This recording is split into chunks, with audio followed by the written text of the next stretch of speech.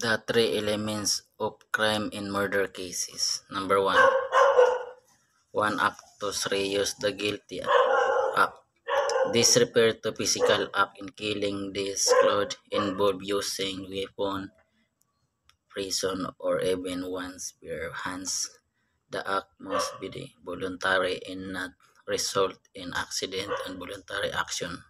Number 2, mens rea, the guilty mind. This refers to mental state of the accused at the time of the killing. For murder, the prosecution must prove that accused intended to kill. Number 3, prosecution.